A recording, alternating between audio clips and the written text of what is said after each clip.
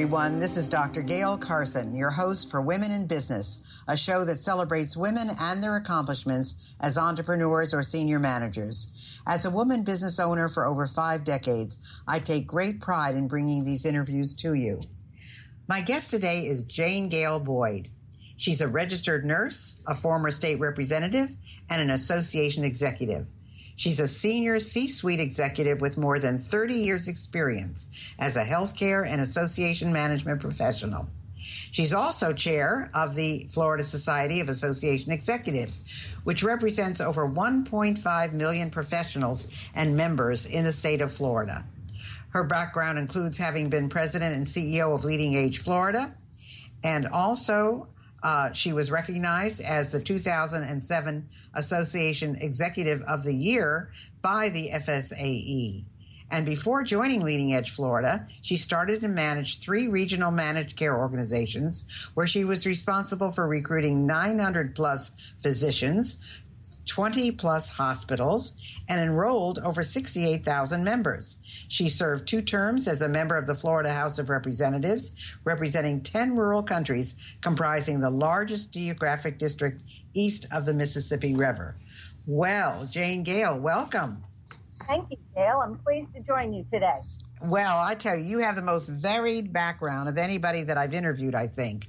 So I have to ask you, because you're so diverse. I mean, you've been an executive, you've been a nurse, you're a president of FSAE, you were a state representative. So what's most important to you in your work life? I think the thing that's most satisfying to me is being able to help people. Whether you're doing it as a caregiver, when I was doing nursing as a full-time career, or you're doing it as an association executive, helping your members link to solutions that can help them in their everyday work life. Well, now, what first encouraged you to apply for senior level positions? I mean, you started out as a nurse, so what got you into all of these other things? Actually, I think it was a conversation that I had with my husband.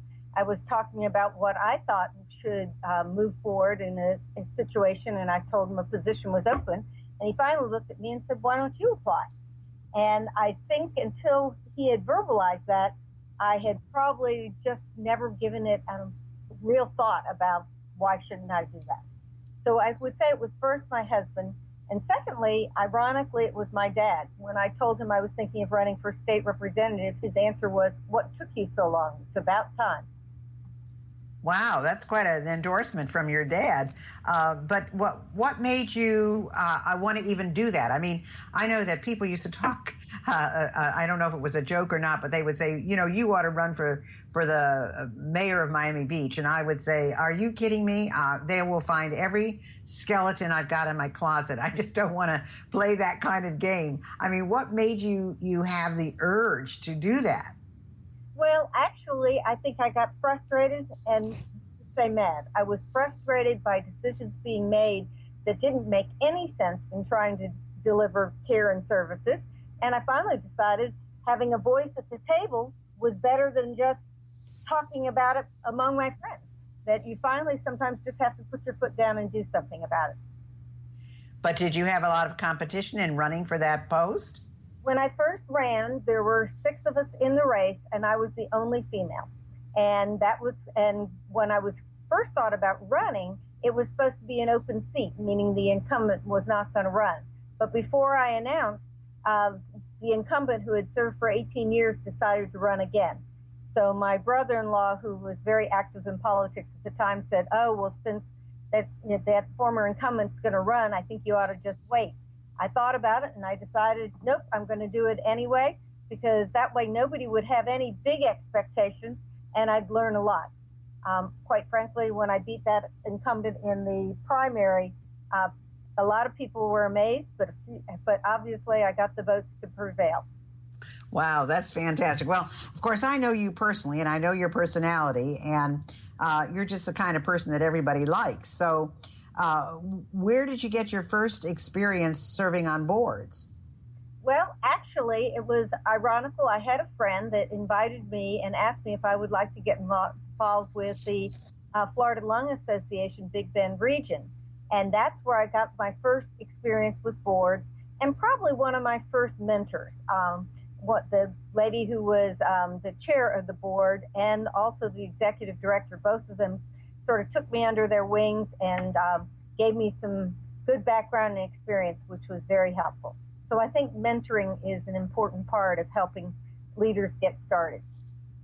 Well, that's true. And of course, I'm a joiner, as you know, and I get so involved. And I was starting to take note of all the hours that I spend volunteering, for boards, for organizations, doing what I do, and then trying to get other people to join those organizations. And it really is a big chunk of time. You don't realize it till you start monitoring it, which is what I did. So what would you say that your biggest attribute is for taking on leadership roles? I mean, you could just sit back. I know it's not your personality, but what's your biggest attribute in taking on leadership roles? Well, I think that, like you, Gail, I'm interested in a lot of different things. And actually, I like that the opportunity to learn new things, hear new ideas, and you only get that by being involved. I have to say that my mom was a great role model for that growing up, because she volunteered to teach swimming for the Red Cross and did a variety of other things. In fact, here she was in her late 80s, and she got a Volunteer of the Year award down in her community. And so it tells you, no matter what age, young, in between, or older, like my mom at 88 when she got this statewide award, we should be involved. I think it expands your horizons, and it introduces you to new people and new ideas. And Gail, you are right. You are every step of the way involved. Well, it's interesting because I met your mom, and she's just as delightful as you are. And the interesting thing is, every day I'm discovering youngsters who take on projects. I was watching television, and I saw this young guy who, I don't know, he was maybe 8 years old, 10 years old, and he started a lemonade stand so he could get the money to buy a puppy and take care of it. And I mean, there's just so many young people today who get involved and start things and do many things that stimulate the rest of us. But, you mentioned your husband, and I know you have a family. So how did you or how do you maintain work and personal life balance? Because, people always say, oh, you can't have it all. And I always talked about having it all. But I had a really great supportive husband. So that was part of it. But, some people, it's hard to make that balance. And I would think, especially being in politics and especially being in senior level positions, that's a difficult thing. I at least owned my own business. So whatever I did, I could say, well, it's my fault whether I do it or not. But what about you? Well, I have to really say I'm impressed with the younger generation. Both my daughters, one is under 30 and one is over 35. And I watch them because they're both in business. My older daughter has 4 children and still is in a statewide, very active position. And life-work balance gets to be a challenge. I think you have to make certain things a priority. I laughed when I was working plus a state representative and trying to do other things. I literally had 3 boxes and 3 briefcases in my car at all times. It depended which role I was in at the time as to which one I picked up and I went into the next meeting with, or took home with, took into the house to work on at night. I tried so that I didn't take time away from my family as much. I happen to be a morning person, so I would get up early in the morning, every morning around 4, and sit there and think through and organize my day so that by the time I left the house, I had everything planned out. Of course, I probably drove people crazy because I would dictate a lot as I drove when you could do the little dictaphones and stuff, and I still find myself organizing that way. So you have to come up with your own system. And boy, was I glad that when you could begin to keep your calendars electronically. And that way everybody had access to it no matter what role I was in. People could see where I was or what I was doing, whether it was my legislative office or my business office. And that was a very big help. So I'm telling you, finding the tools that help you and figure out what's most important. but if you care about something, you'll make it a priority. And recently, my oldest daughter, I always thought my children would think that I had not given them enough attention because I was starting businesses while they were growing up. In fact, Aaron was only 14 when I first ran for legislative office. But they didn't see it that way at all.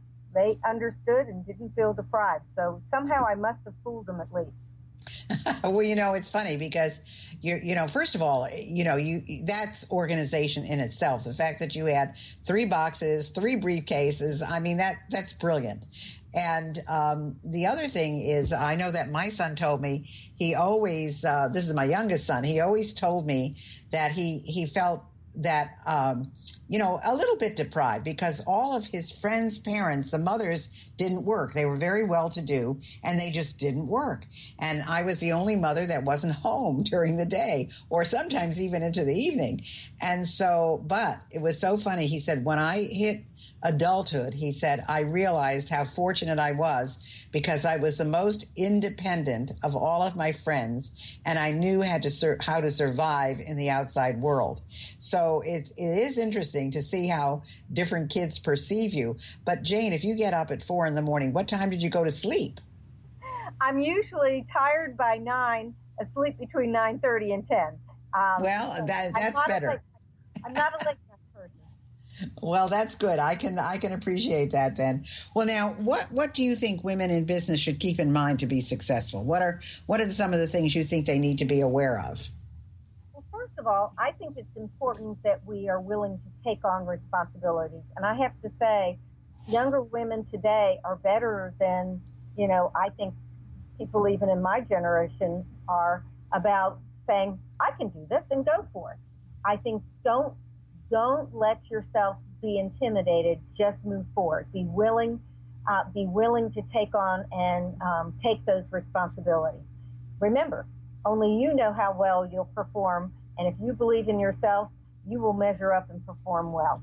The other thing I think is important is that it's how you approach things. Your tone of voice, always being professional and courteous is very important, and even more so for women. People can get put off very easily if somebody doesn't approach things the correct way. So I especially tell women, be careful about your tone of voice and how you answer and approach things. A good example is an email I got today from a hotel where I had written them to please change my email address and that I had given that information. And the way the email came back to me made it almost sound like I had not given that information, although I knew I had. People can sometimes, whether it's in writing or another way, your tone and style makes a very big difference in how you're perceived. Oh, there's no question. I mean, according to communication studies, 55% of all communication is body language, 38% is tone, and only 7% are the words that you say. So totally agree with you there. And yet, you're talking about the young people of today, and I think that the men of today are much more open to women working, and they expect their wives to work, because they know it really takes 2 incomes now to bring a family up and so forth. But both of you and I mean, both of us were really lucky with our spouses because evidently yours was very supportive of what you did. Mine was very supportive of what I did. And the issue of staying home just never really came up.